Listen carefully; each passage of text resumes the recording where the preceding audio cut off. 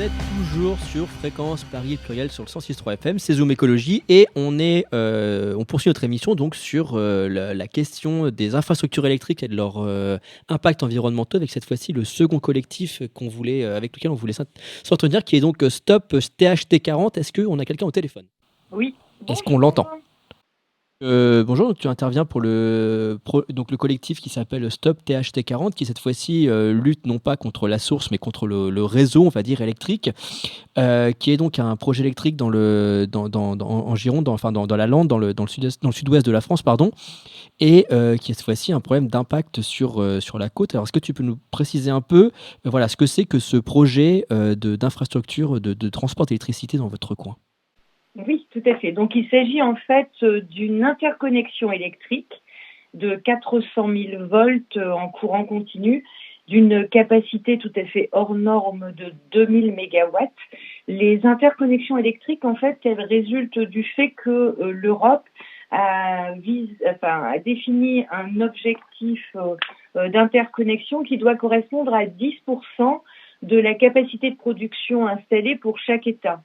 Alors, c'est un critère qui est totalement arbitraire, qui ne tient absolument pas compte des spécificités de chaque État. En ce qui concerne la France, elle, a atteint cet objectif. Mais là, on nous demande de nous connecter à l'Espagne qui, elle, n'a pas atteint cet objectif. Mais nous, ce que l'on constate, c'est que les besoins et les gains potentiels qui sont liés à l'énergie peuvent varier considérablement dans l'Union européenne et que par conséquent un objectif unique comme celui qui est fixé par l'Europe en ce qui concerne ces 10% entraîne des effets parfois pervers et favorise surtout le choix de solutions qui sont loin d'être efficaces.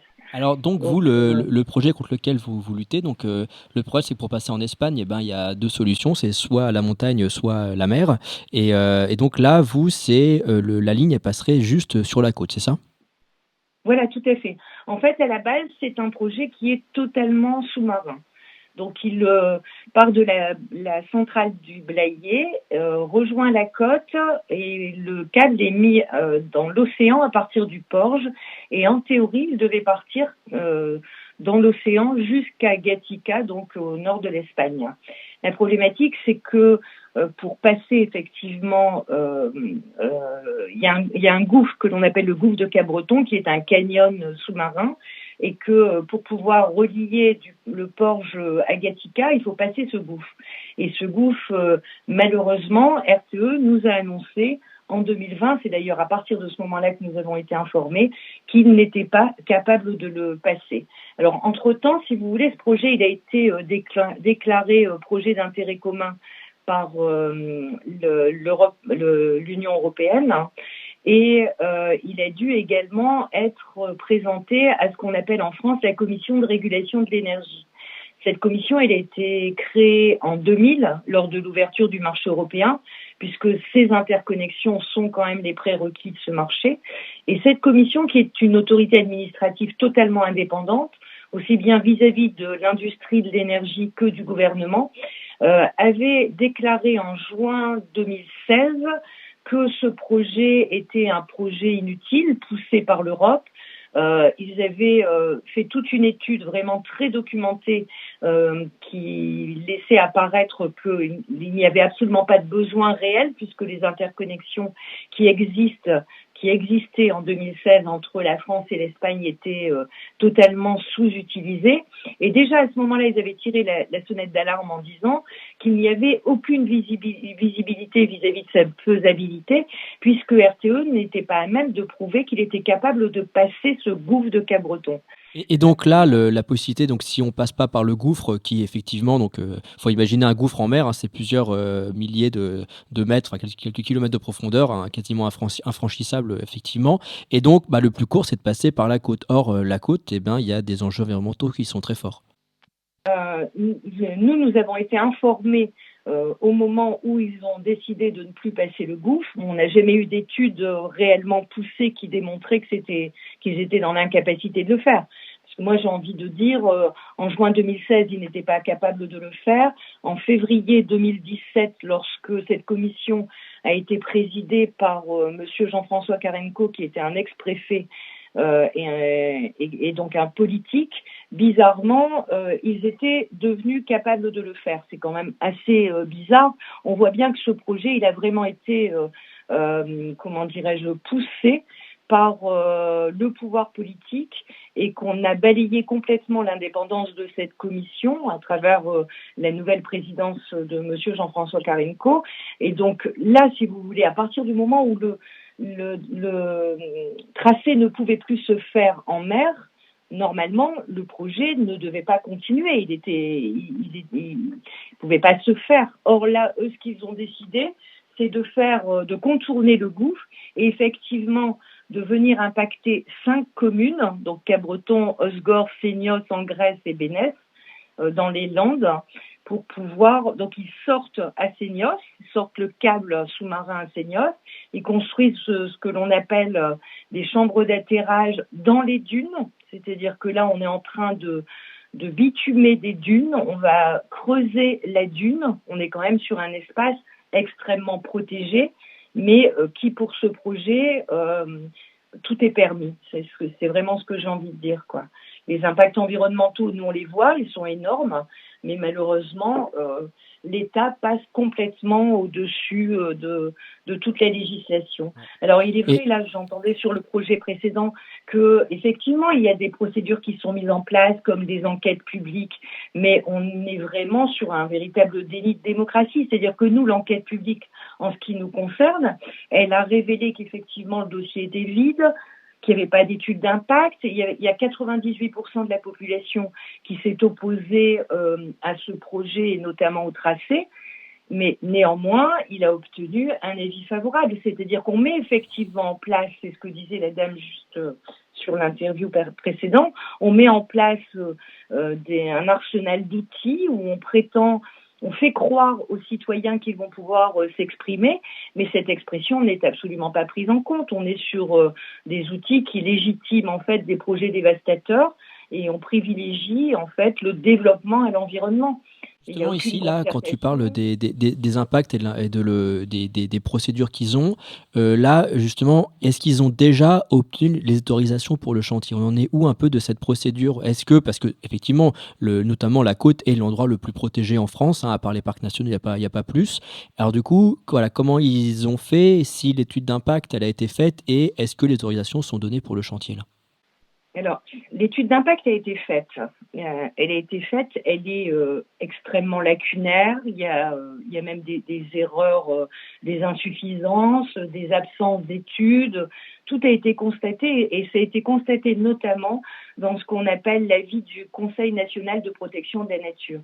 Le Conseil national de protection de la nature, c'est quand même une instance technique et scientifique qui dépend du ministère de l'écologie et qui ne juge pas un dossier sur le fond, mais qui étudie pour savoir si le dossier est en compatibilité avec le droit environnemental.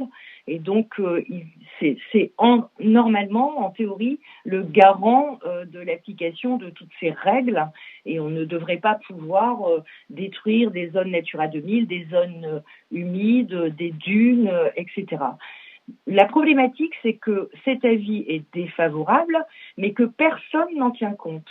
Parce que la consultation est obligatoire, c'est-à-dire que le dossier doit être présenté à cette instance, mais le résultat de cette consultation, la préfète est tout à fait en droit de trancher en faveur de la destruction de l'environnement. Et c'est donc ce qui s'est passé, puisque fin septembre, les 3 préfets, puisque nous avons Gironde, Landes et Pyrénées-Atlantiques, ont signé ce que l'on appelle une autorisation de destruction, c'est-à-dire qu'on autorise les gens à détruire des espèces protégées et des habitats protégés. Et ça, c'est scandaleux. Donc, cette autorisation ayant été signée, en plus, il y a eu ce qu'on appelle une DUP, c'est-à-dire une déclaration d'utilité publique qui a également été signée, puisqu'on part du principe que ce projet est extrêmement important pour que l'Espagne puisse atteindre ses 10%, alors qu'on est déjà en surcapacité, mais c'est pas grave. Et donc, à partir du moment où la préfète autorise la destruction des espèces protégées, eh ben, les travaux peuvent commencer. Et c'est ce qui s'est passé. C'est-à-dire que Donc là, les travaux ont commencé, ils ont commencé à terrasser. C'est que là, on en est où là? les travaux ont commencé depuis le 18 octobre sur la commune de Seignos. Il faut savoir que le maire de Seignos a refusé de signer la convention de travaux sur sa commune et que la préfète des Landes a autorisé ces travaux. C'est-à-dire qu'elle passe au-dessus de l'avis du maire qui, une fois de plus, est bafoué. Donc les travaux ont commencé depuis le 18 octobre. Ils vont à une vitesse incroyable. Là, on se retrouve avec pratiquement 5000 mètres carrés de bitumé à l'aplomb de la dune, alors qu'on sait à quel point c'est un milieu sensible. Et malheureusement, on ne peut strictement rien faire puisqu'ils ont les autorisations de commencer les travaux. Hormis engager des procédures judiciaires, c'est ce qui a été fait, mais on ne va pas obtenir non plus de réponse du jour au lendemain. Donc il y a un référé qui va être fait pour essayer de bloquer les travaux. Mais si malheureusement on n'obtient pas de gain de cause dans le cadre de ce référé suspension, ils sont tout à fait en droit de continuer leurs travaux jusqu'au jugement qui interviendra peut-être dans 18 mois ou 2 ans. C'est ça la problématique en fait, c'est que toutes ces procédures ne sont pas suspensives d'exécution. C'est-à-dire qu'on n'attend pas que le tribunal juge les faits. Ils sont tout à fait en droit de commencer avant les résultats d'audience. Et donc là, là, tu dis que là, la population, elle est dans ces communes-là majoritairement contre ce projet-là. Et du coup, là, il y a un collectif qui est monté. Alors, ça prend quelle forme là, pour l'instant? Donc, pour l'instant, c'est des recours juridiques que vous menez? Oui, tout à fait. On n'a pas d'autre solution. On a essayé pendant pratiquement 2 ans de pouvoir discuter. Et en l'occurrence, nous souhaitions impérativement que si le projet devait se faire, qu'il puisse se faire sur la solution alternative qui était mentionnée dans l'avis du Conseil national de protection de la nature, c'est-à-dire que eux estiment que ce tracé est tout à fait incompréhensible et qu'à partir du moment où RTE ne pouvait pas faire son tracé totalement sous-marin, il se devait d'étudier une solution alternative beaucoup moins impactante et en l'occurrence un passage totalement terrestre le long de l'autoroute, des infrastructures autoroutières ou ferroviaires, où là, non seulement ils ont des concessions, mais en plus on est sur des terres qui sont déjà dégradées. Donc on n'a pas l'impact que l'on peut avoir là en ce qui concerne l'effondrement de la biodiversité qu'il va y avoir sur les dunes, c'est hallucinant.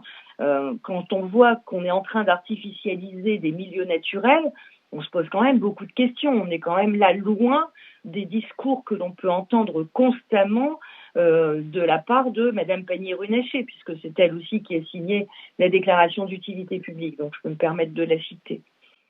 Alors donc là, sur ce projet-là, en plus, on sait qu'on est dans un milieu en fait, c'est marrant, c'est que les communes que tu cites, on les connaît, en fait, comme des villes très touristiques et donc on sait qu'il y a déjà des infrastructures de tourisme et qu'en fait, on sait que le littoral, à cet endroit-là, il est quand même déjà un peu grignoté et que, chaque, nouvel impact, est l'occasion, de redécouper et de réartificialiser encore ce milieu qui, en fait, est déjà très, très, très fragile et fragilisé par, les infrastructures déjà touristiques très, très fortes. Et est-ce qu'il n'y a pas, peut-être un lien, je ne sais pas, en fait, effectivement, comme dit, c'est assez incompréhensible ce tracé parce qu'il suffirait de suivre une autoroute. Est-ce qu'on a une raison sur le fait qu'ils veulent absolument passer par là qui ne ferait qu'empirer la situation du littoral à cet endroit-là? Alors ça, je dirais que c'est pas du tout leur problématique. Nous, on a un très gros problème en ce qui concerne surtout la commune de Cabreton, un problème de recul du trait de côte. Et là, on va aller fragiliser une fois de plus la dune et inévitablement, ça aura des impacts. Faut quand même pas rêver. Mais ça, vraiment, la problématique de l'environnement, ce n'est absolument pas un problème pour le porteur de projet. Le porteur de projet, lui, il a un objectif.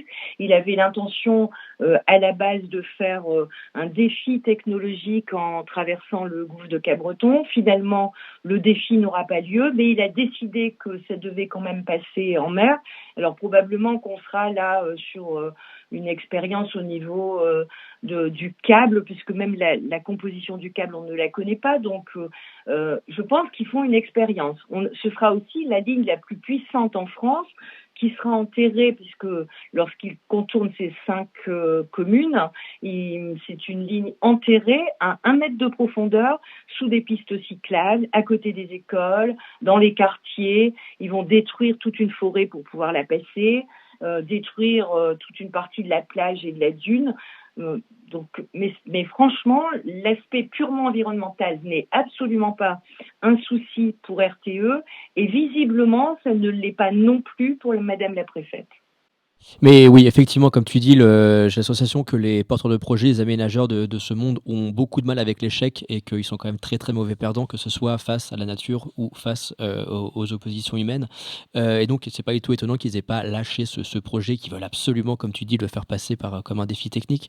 Et ben, en tout cas, on va suivre ce que votre lutte. On va essayer aussi un peu de comprendre les enjeux de la réindustrialisation de la France. Je sais pas si tu vas annoncer peut-être un peu comment on va essayer de faire les prochaines émissions, Oui, peut-être. on voulait continuer dans cette direction, comprendre donc production d'énergie en France, transport de l'énergie, mais aussi tout l'impact des nouvelles mines, de la nouvelle politique extractiviste en France. C'est le grand projet relancé par Emmanuel Macron. C'est le 26 octobre dernier. On n'a pas de pétrole, mais on a du lithium. Du lithium, il va falloir le trouver quelque part. En France, il y a des gisements. À quel coût environnemental, à quel coût humain? C'est une question qu'on va se poser dans les prochaines émissions. Et pour terminer, je voulais peut-être rappeler une citation de Jacques Ellul sur le bluff technologique. La technique nous est désormais présentée comme la seule solution à tous nos problèmes collectifs, le chômage, la misère du monde, la crise, la pollution, la menace de guerre, ou individuelle, la santé, la vie familiale et même le sens de la vie. Eh bien, il s'agit de bluff. Parce que dans le discours que l'on multiplie, on multiplie par 100 les possibilités effectives de ces techniques et l'on voile radicalement les aspects négatifs. On a eu aujourd'hui 2 exemples de cette mise en avant de techniques de transition énergétique. On voit à quel coût, et on continuera donc à s'intéresser aux luttes contre cela. Eh bien, en tout cas, merci d'être intervenu. Merci donc aux 2 personnes des collectifs qui sont intervenues. Au passage, l'information comme quoi vous bossez sur le lithium est un appel. C'est-à-dire que si les personnes qui écoutent l'émission, qui ont connaissance de contacts, qui eux-mêmes sont aux prises avec un projet contre le lithium ou quoi, eh bien, écoutez, nos réseaux sont ouverts. On serait très contents d'avoir des informations et de vous suivre, de pouvoir vous inviter et d'avoir des informations sur ça. Eh ben, en tout cas, on vous souhaite une bonne soirée sur Fréquence Paris Pluriel. C'était Zoom Écologie et on vous laisse avec Musique Antilles. Bonne soirée. Bonne soirée. Merci.